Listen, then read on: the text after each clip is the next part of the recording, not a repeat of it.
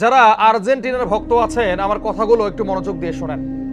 আপনারা কি জানেন যে কয়েকটা দেশ ইসরায়েলকে অন্ধ সমর্থন দেয়, ইসরায়েলকে মিলিয়ন বিলিয়ন টাকার অস্ত্র দেয়, এর মধ্যে যুক্তরাষ্ট্রের পরে সবার উপরে রয়েছে আর্জেন্টিনা? জানেন ফিলিস্তিনের গাজায় প্রায় 4 লক্ষ মানুষ হত্যা করা হয়েছে। এই যে অস্ত্রগুলো ব্যবহার করা হয়েছে, এই অস্ত্রের অধিকাংশই দিয়েছে আর্জেন্টিনা। এই আর্জেন্টিনার পতাকাকে উড়িয়ে আপনারা গাজাবাসীর সঙ্গে বিশ্বাসঘাতকতা করছেন, ফিলিস্তিনের মানুষের সঙ্গে মশকরা করছেন।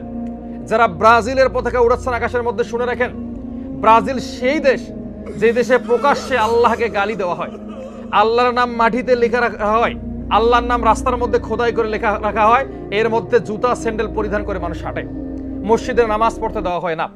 এই সমস্ত দেশের পতাকা বাংলাদেশে উড়িয়ে বাংলাদেশের পবিত্র মাটিকে অপবিত্র করবেন না, গাজার মানুষের রক্তের সঙ্গে বেইমানি করবেন না, ওই যে সৌদি আরব, কাতার, কুয়েত, বাহরাইনের মতো মোনাফেক হবেন না।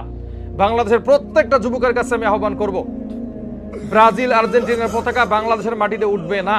যদি কোনো পতাকা উঠে সেটা কালো পতাকা উঠবে, যে পতাকা থাকবে খোরাসানের বাহিনীর হাতে, যে পতাকা থাকবে ইমাম মাহাদির সৈনিকের হাতে, সেই পতাকা আপনারা উঠান। আপনারা খেলা দেখেন, সমর্থন করেন, কোনো আপত্তি আমার নাই, কিন্তু তাদের পতাকা উড়িয়ে এই বাংলাদেশের মাটিকে আপনারা কলঙ্কিত করবেন না। সবার কাছে আমার অনুরোধ রইল।